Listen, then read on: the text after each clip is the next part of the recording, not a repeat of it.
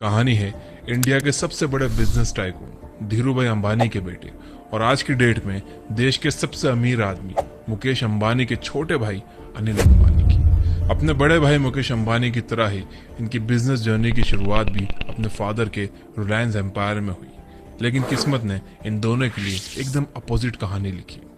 आखिरकार 2008 में जो इंसान दुनिया का 6th रिचेस्ट आदमी था, वो कुछ 12 साल के अंदर अंदर बैंकरप्ट हो गया।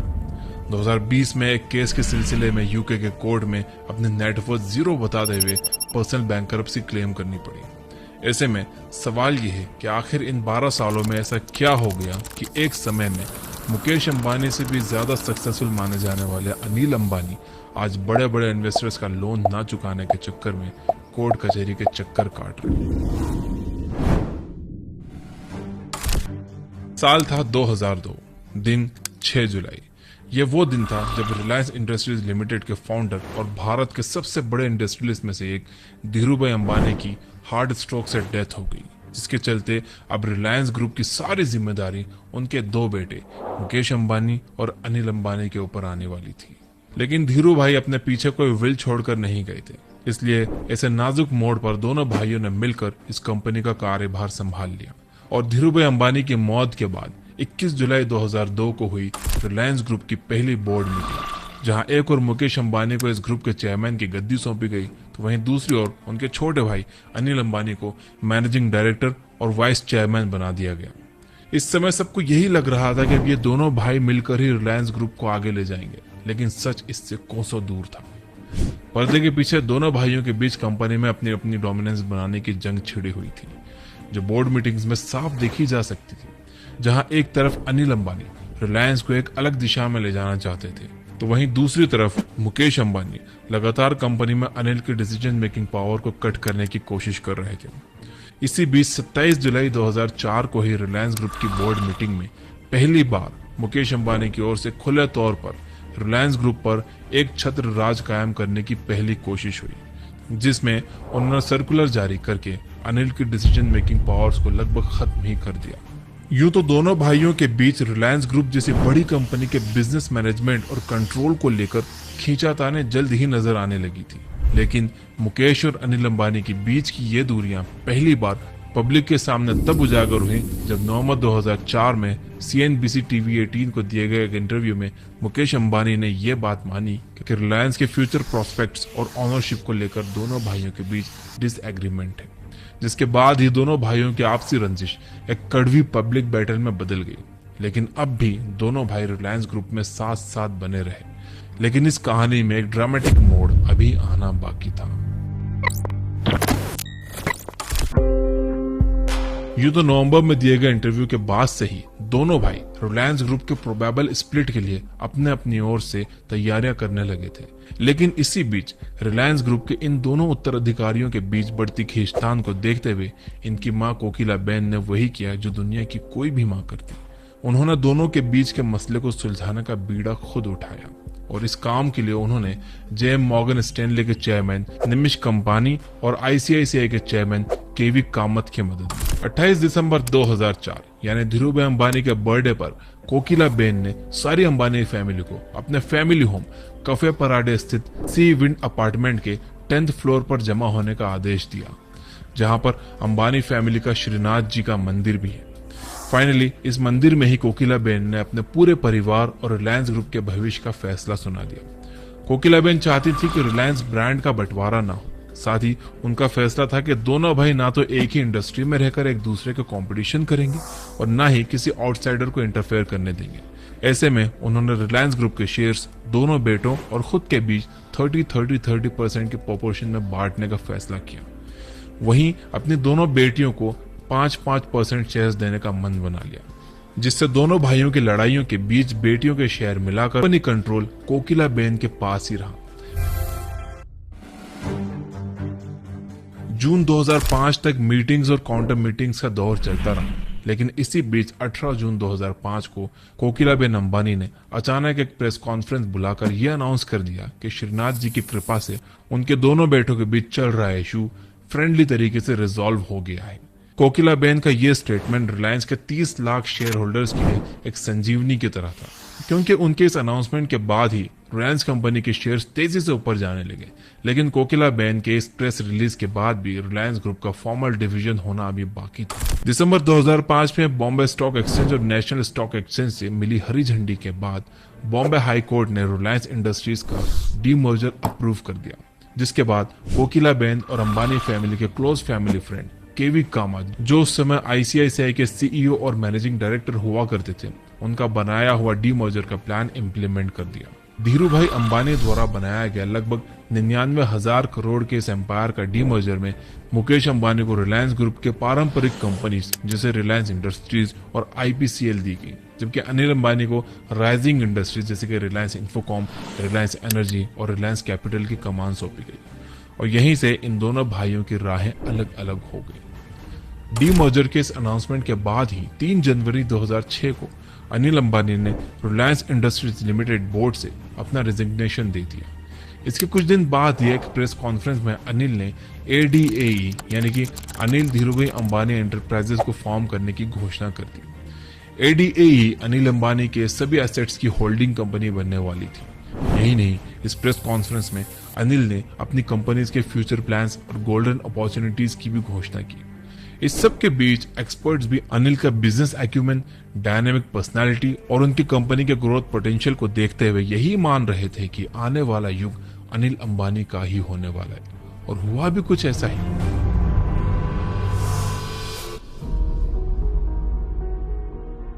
अनिल ने अपने पर्सनल वेंचर्स की शुरुआत रिलायंस ग्रुप के इस लॉन्ग अवेटेड डीमर्जर के फाइनल होने से पहले ही कर दी थी। 1 जुलाई 2005 में अनिल ने एंटरटेनमेंट इंडस्ट्री में अपने डेब्यू करते हुए फिल्म प्रोसेसिंग, प्रोडक्शन, एग्जीबिशन और डिजिटल सिनेमा से लिंक्ड एक कंपनी एडलैब्स फिल्म के मेजॉरिटी स्टेक्स खरीद लिए। फोर्ब्स के एनुअल लिस्ट के अनुसार 14.8 बिलियन US डॉलर की नेटवर्थ के साथ अनिल अंबानी इंडिया के 3rd रिचेस्ट इंडिविजुअल बन चुके थे। इस लिस्ट में उनके आगे केवल लक्ष्मी मित्तल और अजीम प्रेमजी ही थे, यानी इस वक्त तक अनिल अपने भाई मुकेश अंबानी को भी पीछे छोड़ चुके थे। इसी बीच केजी बेसिन यानी कृष्णा गोदावरी रिवर बेसिन से सप्लाई होने वाली गैस को लेकर दोनों भाइयों के बीच एक बार फिर लीगल बैटल शुरू हो गई। इस मामले पर अनिल अंबानी ने फैमिली एग्रीमेंट का हवाला देते हुए अपने दादरी पावर प्रोजेक्ट के लिए मुकेश अंबानी की गैस सप्लाइंग कंपनी से चीपर रेट्स पर नेचुरल गैस की डिमांड की, जिसके बाद यह मामला सुप्रीम कोर्ट तक जा पहुंचा।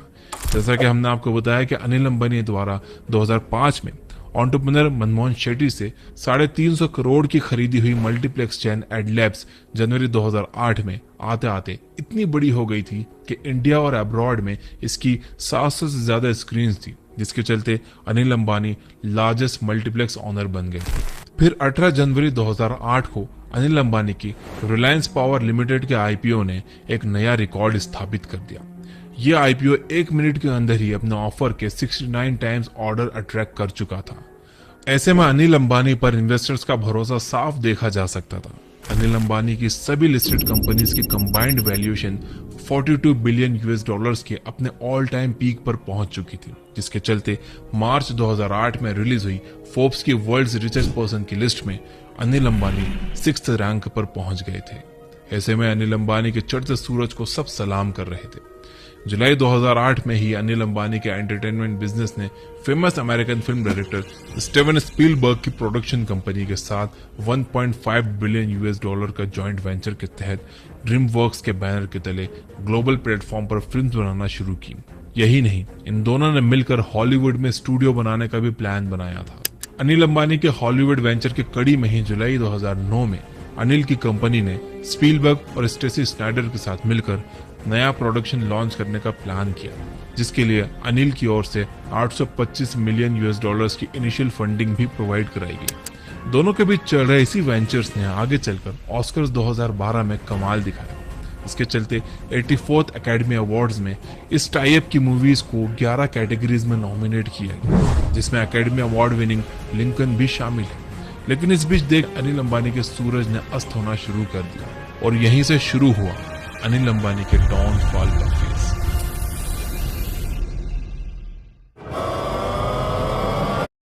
जिसकी शुरुआत यूं तो 2008 के इकोनॉमिक मेल्टडाउन से हुई थी, लेकिन इसका अंत लगभग 1 दशक बाद अनिल अंबानी के सेल्फ डिक्लेयर्ड बैंकरप्सी से हुआ। भारत में रिलायंस कम्युनिकेशन के इंफ्रास्ट्रक्चर को मजबूत करने के लिए अनिल अंबानी ने उसमें $2 बिलियन का एडिशनल डेट लेकर इंफ्रास्ट्रक्चर पर भारी इन्वेस्टमेंट किया था। यही नहीं, रिलायंस कम्युनिकेशन ने अपनी ग्लोबल प्रेजेंस स्टैब्लिश करने के लिए साउथ अफ्रीकन कंपनी MTN के साथ मिलकर एक जॉइंट वेंचर स्टैब्लिश करने की भी ठानी। अनिल को उम्मीद थी कि जिस तरह 2008 में रिलायंस कम्युनिकेशन इंडिया की लीडिंग कम्युनिकेशन कंपनी थी, ठीक वैसे ही इस जॉइंट वेंचर के बाद उसकी सफलता में 4 चांद लग जाएंगे और उनका कर्जा भी चूक जाएगा। लेकिन रिलायंस कम्युनिकेशन के मुकेश अंबानी की फर्म्स के साथ चल रहे लीगल इश्यूज की वजह से 18 जुलाई 2008 को MTN ने इस डील से अपने हाथ खींच लिए। केजी बेसिन पर सुप्रीम कोर्ट ने अपना वर्डिक्ट देते हुए मुकेश अंबानी को गवर्नमेंट द्वारा तय किए गए रेट्स पर ही गैस सप्लाई करने के आदेश दिए। यह अनिल अंबानी के लिए एक बड़ा झटका था, लेकिन इससे भी बड़ा झटका अभी लगना बाकी था, क्योंकि इसके ठीक बाद अंबानी भाइयों के बीच डीमर्जर के वक्त किया गया हुआ नॉन कॉम्पीट क्लॉज भी स्क्रैप कर दिया गया। यानी अब दोनों एक ही इंडस्ट्री में कॉम्पीट कर सकते थे। नॉन कॉम्पीट क्लॉज के स्क्रैप होते ही एक बार फिर मुकेश अंबानी ने टेलीकॉम स्पेस में अपने कदम रखे।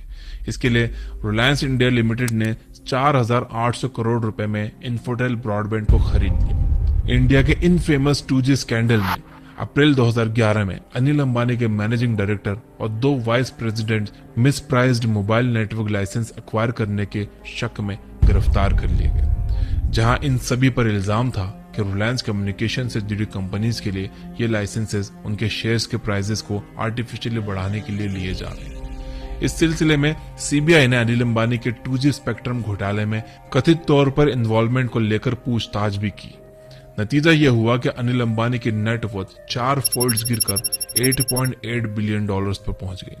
अनिल अंबानी ने अपनी बढ़ती मुश्किलों और गहराते हुए स्कैंडल्स के बीच अपने पुराने कर्जों को पे ऑफ करने के लिए और रिलायंस कम्युनिकेशन के लिए 3 चाइनीज बैंक्स ICBC, CDB और एक्सिम बैंक ऑफ चाइना से पर्सनल गारंटी पर $1.2 बिलियन से ज्यादा का लोन ले लिया। सितंबर 2010 के सुप्रीम कोर्ट के फैसले के चलते हुए बढ़ी हुई गैस कीमतों और लैंड एक्विजिशन में आ रही दिक्कतों का हवाला देते हुए अनिल अंबानी ने दादरी पावर प्रोजेक्ट से अपने हाथ खींच लिए और इसके साथ अनिल अंबानी का एक और ड्रीम प्रोजेक्ट ध्वस्त हो गया।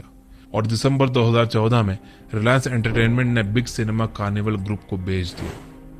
इतना ही नहीं, 2016 का फाइनेंशियल ईयर एंड होते होते अनिल अंबानी की बहुत सी कंपनीज कर्जे और ऑपरेशनल ट्रबल्स में फंस चुकी थी।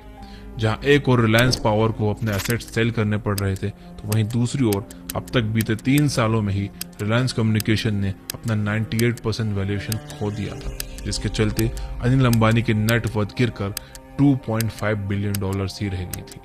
सितंबर 2016 मुकेश अंबानी ने जियो को लॉन्च करके इंडियन टेलीफोनी मार्केट को बदल कर रख दिया। लो टैरिफ और सुपीरियर इंफ्रास्ट्रक्चर के बल पर मुकेश अंबानी ने जियो के 4G नेटवर्क को घर घर तक पहुंचा दिया, जिससे न केवल इंडियन मोबाइल टेलीफोनी मार्केट बल्कि अनिल अंबानी को भी बड़ा झटका लगा। सितंबर 2017 में एरिक्सन ने अपने और रिलायंस कम्युनिकेशन के बीच हुए multi year managed services agreement को रिलायंस की ओर से हो रही पेमेंट डिलेज की वजह से तोड़ दिया। यही नहीं, उसने NCLT यानी कि national company law appellate tribunal में रिलायंस कम्युनिकेशन से अपने 11 बिलियन के ड्यूज को रिकवर करने के लिए याचिका दायर की। 2018 आते आते एरिक्सन और रिलायंस कम्युनिकेशन का विवाद NCLT से निकलकर सुप्रीम कोर्ट जा पहुंचा, जिसने तेजी से डाउन होते अनिल अंबानी के अंपायर की मुश्किलें और बढ़ा दी।